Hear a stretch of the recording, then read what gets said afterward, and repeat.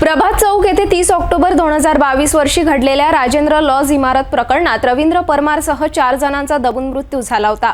या प्रकरणाला आता 16 महिने उलटून सुद्धा न्यायालयात चार्जशीट दाखल न करण्यात आल्याने मृतकाच्या नातेवाईकांनी मनपा आयुक्तांवर प्रचंड नाराजी दर्शवली आहे। मनपा विभागाने आधी सहकार्य केले, आता मात्र मनपा आयुक्त मनपा अधिकाऱ्यांना वाचविण्यासाठी त्यांना कोणता फायदा असा थेट सवाल आयोजित पत्रकार परिषदेत नातेवाईकांनी केला आहे।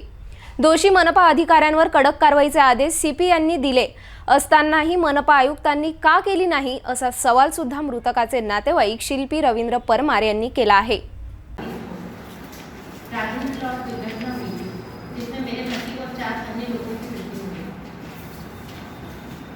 दोषियों और उनको बचाने वालों ने अभी तक पूरी कोशिश की कि कैसे भी करके इस केस को दबाया जा सके, लेकिन सिर्फ मैं कह सकती पत्रकार भाइयों के कारण ही आप लोगों का बहुत बहुत धन्यवाद, जिनके कारण ये केस आज तक जीवित है। 16 महीने होने के बाद भी अभी तक इस केस की चार्जशीट नहीं बन पाई है। मुझे 16 महीने हो गए इस केस के लिए दौड़ते भागते हुए, कभी कलेक्टर ऑफिस भाग रही हूँ, कभी विभागीय आयुक्त जा रही हूँ, कभी मनपा आयुक्त जा रही हूँ, लेकिन इन सब में सबसे अच्छी बात एक ही थी कि सीपी सर, रेड्डी सर, निधि पांडे मैडम और सीपी कोतवाली में जो पीआई सर है और मिश्रा जी है, इन लोगों का मुझे इतना सहयोग मिला है कि ये कहीं से भी मुझको ऐसा नहीं लगा कि न्याय नहीं मिलेगा। और सबसे बड़ी चीज हुई तब जब हाईकोर्ट में आदेश मिला कि जो मनपा आयुक्त है, वो मनपा अधिकारी है, उनके खिलाफ उनके विरोध में कार्यवाही की जाए। लेकिन आज मुझे 11 जनवरी को कोर्ट का आदेश आया और उसके बाद हमने एक महीने तक राह देखी कि चलो कुछ होगा, लेकिन हमने उसी बीच में मनपा आयुक्त को जाकर मिले और उनको मैंने निवेदन भी दिया कि आप उस पद पर हैं और उसका न्याय कीजिए और कृपया करके अपने अधिकारियों के विरुद्ध में कोई कार्यवाही कीजिए, लेकिन उन्होंने अभी तक नहीं की। फिर बाद में पता चला कि वहाँ पर तो बहुत बड़ा लेन देन चलता है और शायद उन लोगों को एक दूसरे से विशिष्ट लाभ भी हो सकता है और बहुत बड़ा लाभ होता है, शायद हमारे जैसे लोगों की तो जान की कोई कीमत भी नहीं है। तो मैंने सर कुछ की पॉइंट्स निकाले, तो सिर्फ मैं वो पढ़ती हूँ तो आपको शायद विस्तार में जानकारी मिल जाए। पद निर्देशित अधिकारी जो थे जैसे सुहास चौहान और अजय विंजुरकर व सहायक अधिकारी, इन पर राजेंद्र लॉज प्रकरण में लापरवाही बरतने पर पुलिस विभाग द्वारा एफआईआर की गई थी तथा उन्होंने एफआईआर रद्द करने के लिए उच्च न्यायालय में गए थे, जहाँ पर उच्च न्यायालय ने इनकी मांग को निरस्त कर दिया था। पुलिस विभाग अधिकारी को इनको दोषी मानता है एवं पुलिस आयुक्त पुलिस निरीक्षक कोतवाली यह महानगर पालिका इन्हें चार्जशीट दाखिल करने की अनुमति मांग रहे हैं, जबकि मेरी कुछ दिन पहले ही पीआई सर से और मिश्रा जी से भी बात हुई थी सीपी कोतवाली, वो उन्होंने कहा कि मैडम हम स्मरण पत्र लेकर जा रहे हैं, लेकिन वहाँ से हमें वो सहयोग नहीं मिल रहा है। फिर परंतु माननीय पुलिस आयुक्त इनके आदेश की भी अनदेखी किए जा रहे हैं और ये बहुत ज़्यादा चिंतनीय है। बार बार स्मरण पत्र व पुलिस अधिकारी महानगर पालिका आयुक्त के दिए जा रहे हैं, पर मनपा सहकारी करने की अपेक्षा फाइल दूसरे पद निर्देशित अधिकारी इंगोले के पास प्रलंबित कर रहे हैं। और इंगोले सर से भी मेरी बात हुई थी, मैंने फ़ोन किया था, लेकिन उनसे भी मैंने निवेदन किया था कि सर आप कृपया करके इस मामले को थोड़ा जल्दी कर दीजिए, थोड़ा सा न्याय, ताकि हम लोग को न्याय मिल जाए। चार्जशीट दाखिल हो जाएगी तो कम से कम केस तो आगे बढ़ेगा। इंगोले व आयुक्त इनकी अच्छी साठगांठ के चलते हुए मामला लंबित हो रहा है। उनके ऑफिस से सुना है कि जब तक इसकी मंशा या लेन देन पूरे नहीं होते तब तक कोई भी फाइल साइन नहीं होती। अब ये तो बहुत सीधी सी बात है कि अगर लेन देन की बात नहीं होती थी तो ये तो कब की चार्जशीट बन गई होती थी और उनके अगेंस्ट में केस हो गया होता था। कोई ना कोई तो लाभ होगा, कोई ना कोई तो विशिष्ट उनको फायदा मिल रहा होगा, तभी तो उन्होंने एक दूसरे के लिए रोक के रखा हुआ है ना। महानगर पालिका आयुक्त, जब मैं उनके पास गई थी, मैंने सर को एक ही चीज़ की थी, सर आप जिस पद पर विराजमान है आप हमारे साथ न्याय कर सकते हैं, लेकिन उन्होंने मेरी तरफ एक बार देखा भी नहीं और उनको कोई, मुझको लगा भी नहीं कि उनको कोई ज़्यादा इंटरेस्ट भी आ रहा था कि हाँ इनको न्याय मिले तो मिले, ठीक है, नहीं मिले तो भी कोई बात नहीं। परंतु जब तक इनका स्वार्थ साध्य नहीं होता तो कोई भी फाइल शायद आगे तो नहीं बढ़ पाएगी। माननीय उच्च न्यायालय में इस प्रकरण पर वकील द्वारा सभी मुद्दों पर चर्चा की गई और इसका प्रमाण अंतिम आदेश पढ़कर भी दिखता है, परंतु पद निर्देशित अधिकारी पर अभी तक आयुक्त इन्होंने किसी भी प्रकार की डिपार्टमेंटल इंक्वायरी क्यों प्रस्तावित नहीं की गई, ये मेरा बहुत बड़ा प्रश्न है। और अभी तक मैं कम से कम 3 से 4 निवेदन पत्र इन 16 महीनों में मैं मनपा में मैं दे चुकी हूँ, जिसका मुझको अभी तक कोई भी एक भी उत्तर नहीं मिला है। मैंने ये भी पूछा कि आप क्यों नहीं दे रहे हो, आप इनके ऊपर अधिक कार्यवाही क्यों नहीं कर रहे हो, लेकिन वो कुछ भी करने के उसमें नहीं। लेकिन ऐसा लगता है कि बहुत बड़ा लेन देन सबके बीच में चल रहा है और क्या चल रहा नहीं है। इन सभी बात से यह तय है कि आयुक्त इस विषय को लेकर गंभीर नहीं है, क्योंकि इन पर महानगर पालिका अधिनियम 72 क, यानी कि अगर कोई भी अधिकारी अपने काम अपने हाथ में लेता है तो उसको 7 दिन के भीतर वो काम पूरा करना पड़ता है। वो नहीं हुआ, तभी तो इतना बड़ा राजेंद्र लॉज जो मनवा रखा था वो पूरा भरा कर नीचे गिर पड़ा, क्योंकि अधिकारियों ने काम ही नहीं किया था ना। 3 महीने तक मनवा वैसा वैसा पड़ा रहा। वह 397 के अंतर्गत कार्यवाही के आदेश नहीं हुए। इसके अंतर्गत अगर कोई बिल्डिंग गिर जाती है ना तो आयुक्त सर का काम है, अधिकारियों को जेल की सजा हो सकती 7 से 10 साल की। और 16 महीने से मैं अपने आप को, और ये लोग इन्होंने इतने परेशान हो रहे हैं, तो छोटे छोटे से बच्चे, महिलाएं रह गई, बच्चे रह गए, पति चला गया है, क्या करेंगे हम? यह तय है कि आयुक्त या तो निर्णय लेने में असमर्थ है या तो इनके विभाग के अधिकारी पर इनका कोई नियंत्रण नहीं है। आज हम सब आपके सामने इसलिए उपस्थित है कि सामान्य जनता इनके कामकाज को देखे और हमें न्याय दिलाने की कोशिश करे। धन्यवाद। आपने जो भी बोला प्रशासन और इसके इसमें बोला। जी मैम। घटना हुई, बेहद बुरी घटना हुई, जी। ये नहीं, लेकिन प्रशासन के साथ साथ वो मालिक जो है वो भी जिम्मेदार है ना मैडम इसके लिए? है ना, सभी दोषी नहीं। तो आपने, हाँ, तो बिल्कुल आपका प्रश्न बहुत सही है। उन सबके लिए तो चार्जशीट बनी हुई है, ये चार्जशीट के लिए सारी चीजें रेडी है। जब तक कि मनपा आयुक्त की सहमति नहीं हो जाती, वहां से लेटर नहीं बनता, चार्जशीट कैसे बनती है?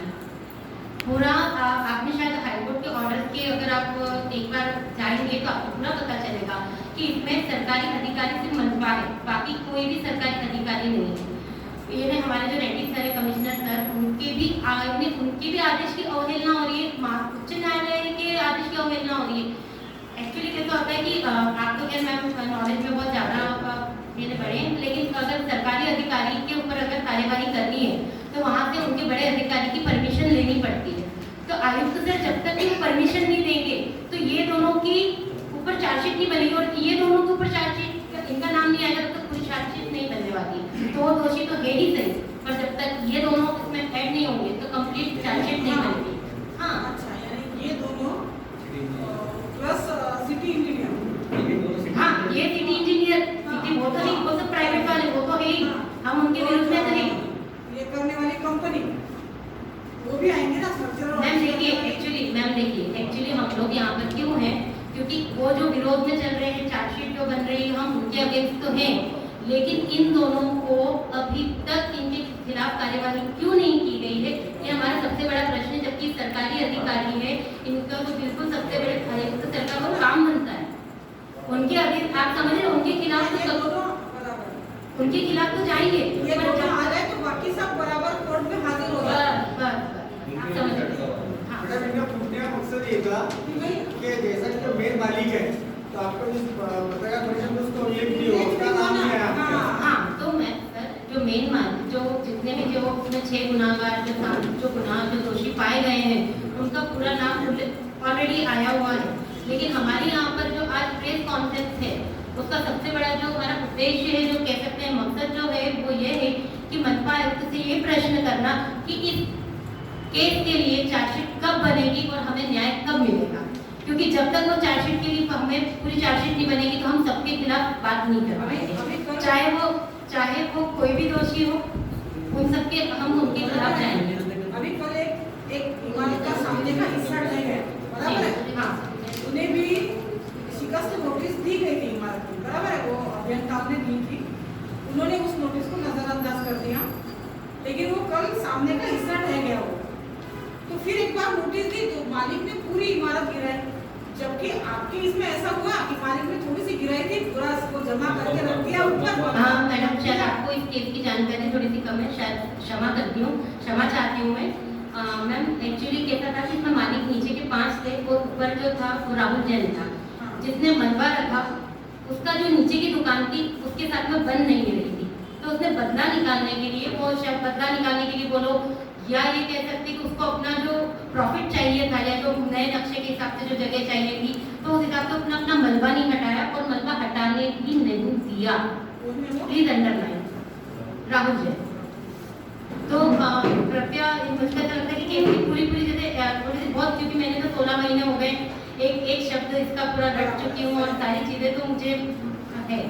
और कैसा है मैम कि इसके अंदर मनपा अधिकारियों की गलती इसलिए हुई है कि जब उन्होंने तोड़ रहा था, राहुल जैन अपने कामकाज जो काम करने वाले मजदूरों से तुड़वा रहा था, है ना, तो तुड़वाने पर उसने आधा तुड़वा के आधा क्यों छुड़वा दिया? ठीक है, उसने तो उसकी मनमर्जी की। तो वहाँ पर जो गवर्नमेंट ऑफिसर थी, ये दोनों चौहान और बिंजुड़कर, इन्होंने उस टाइम पे उसको रोका टोका क्यों नहीं और उसको काम कंप्लीट क्यों नहीं करा? क्योंकि इनका काम है कि आप जिस जगह पर खड़े रहेंगे, जिस अपने पद का उपयोग करना है और उस कार्य को पूरा करवाना है। पूरा तोड़वा कर, पूरा मलबा हटवा कर रखना था, क्योंकि वो मार्केट की मेन बाजार में दुकान थी। और जब दुर्घटना हुई तब तो उन्होंने पूरी बिल्डिंग गिरा दी, तो पहले क्यों नहीं? जरूरी थोड़ा कि हर हादसे के बाद कुछ सीखा जाए, पहले भी तो हम सीख सकते हैं। मैडम, ये जो चार्जशीट दाखिल नहीं हो गई, इसमें पुलिस और मनपा, हाँ, पुलिस मरण पत्र भेज रही, मनपा उसका जवाब नहीं देती, फिर आयुक्त की सलाह लेकर इस पर कुछ न्यायिक प्रक्रिया कर सकती पुलिस? सर कर सकती है, लेकिन सबका अपना अपना एक प्रक्रिया होती, प्रणाली होती कार्य करने की। वो एक स्मरण पत्र, 2 स्मरण पत्र दे रहे हैं, क्योंकि उनको भी बार बार, अभी जैसे बीच में भी जब मेरी मिश्रा जी से बात हुई थी सर से, तब उन्होंने कहा था कि मैम जब पवार सर जब फिर से आयुक्त तो बने ही थे, तो वो उसी दिन गए थे। बोले मैम उस दिन बहुत रश था, तो बोले मैं दूसरे दिन जाता हूँ। पर वो 2 बार गए, लेकिन हर बार वो जितनी बार जाते हैं वो जो केस है किसी और को ट्रांसफर कर दिया जाता है, कभी इनको को, कभी उनको, कभी इसको, तो वो भी तो परेशान हो रहे हैं ना। और मेरी तो उनसे, उन लोगों का मैं झूठ नहीं बोलूँगी, मुझको रेड्डी सर का, नीति पांडे मैम का और सिटी कोतवाली से इतना ज़्यादा सहयोग मिला है कि जो मेरा एक पहले अविश्वास की भावना थी वो पूरी दूर हो चुकी है। और शायद पत्रकार भाइयों ने भी इस केस को जितना अभी तक जीवित रखा है, जितना अभी तक पेपर में मैंने देखा है कि थोड़ा थोड़ा इस सांसें चल रही है, तो बस ये थोड़ा सा अगर हो जाता है ना कि वो मनपा सर भी अगर मान लेते हैं और उनके अधिकारियों पर अगर कुछ कार्यवाही करते हैं, तो शायद हम सबको न्याय मिल सके। आपने जो जानकारी दी उसके अनुसार फिलहाल फाइल कहाँ है आपकी? सर प्रमोद इंगोले सर है करके, प्रमोद इंगोले सर, उनसे, हाँ साहेब अभी इनके पास है। जी सर, जी मैम।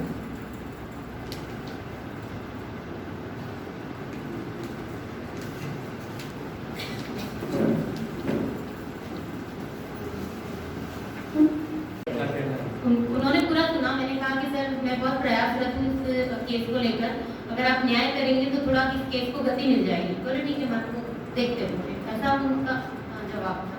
अब जो जो आरोपी है आपके मामले में, हाँ, वो भी सहायक अभियंता और शाखा अभियंता है, और जिसके पास फाइल भेजी गई वो भी सहायक अभियंता और हाँ, और शायद तो वो आपको भी- ऐसा कुछ उम्मीद है कि वो न्याय करेंगे आपके साथ? सर जैसे मैं भी एक प्राइवेट स्कूल में टीचर हूँ, तो मैं भी एक सिंपल सी बात रहेगी कि अगर मैं ही थी, अगर मेरे दोस्त के, अगर मुझे अगेंस्ट में अगर कुछ लिखना पड़े, तो शायद मैं भी वक्त लूँ, शायद मैं भी अपने को रुका के रखूँ। हो सकता मुझे भी ऊपर से कुछ प्रेशर आएगा तो रुको थोड़ा सा।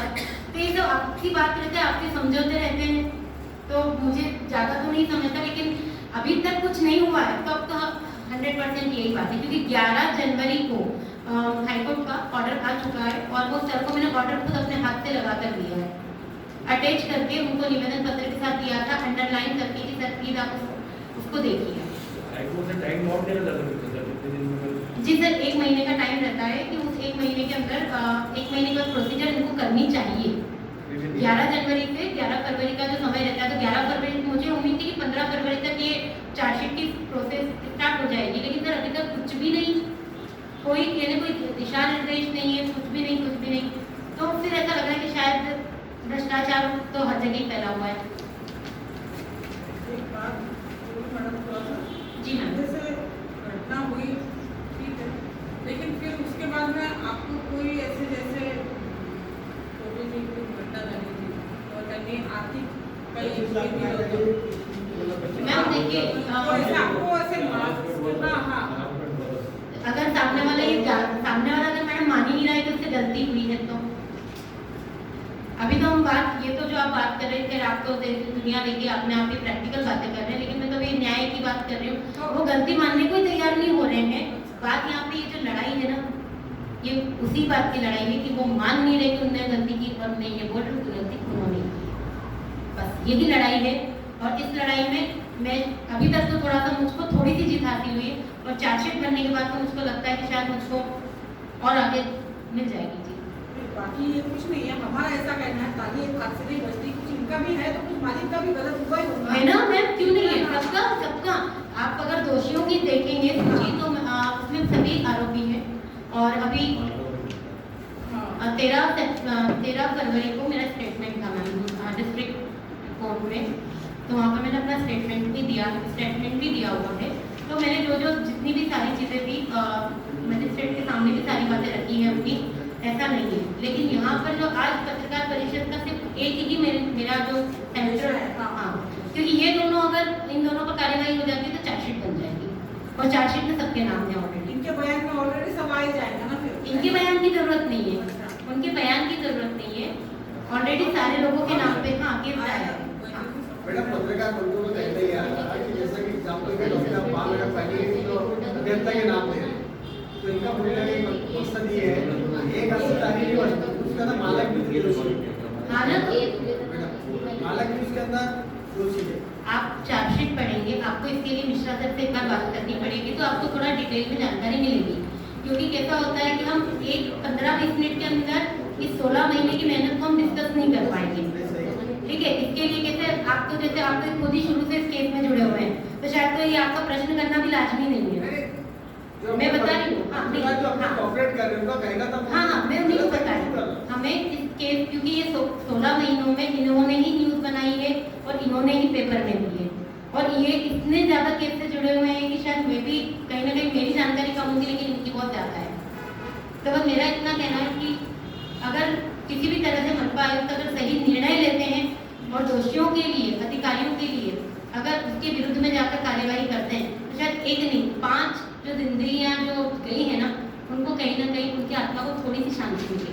और शायद ये जो मेरी तो फिर मैं अपने भागवत को बहुत नगण्य मानती हूँ कि बहुत मैंने ज़्यादा नहीं करी है, पर थोड़ा सा मुझे भी आधार मिलेगा कि ठीक है। ये आयुक्त न्याय देंगे मैडम, पहले आयुक्त नहीं पता थे नहीं पता मैम मुझे, क्योंकि पवार सर का पवार सर नहीं क्या आपको पता होगा मैम, मैं एक्चुअली जब ये केस के ऑर्डर के पहले जब मैं पवार सर से एप्लीकेशन देने गई थी तब उन्होंने बोला था कि मैडम आपको जब कोर्ट के ऑर्डर आएंगे तब देखेंगे ऐसा। और जब कोर्ट के ऑर्डर देने गई तो उन्होंने बोला कि मैं अपने लॉ ऑफिसर से बात करूँगा तब देखेंगे। अब समझ ही नहीं आया, तो फिर वो हो सकता है कि वो क्या देख रहे हैं वो तो मुझे भी नहीं समझ में आ रहा है। जब हाई कोर्ट के ऑर्डर के बाद में अगर डिनाई कर रहे हैं तो क्या कह सकते हैं। शिल्पी रविंद्र परमार है। आज 16 महीने होने आए।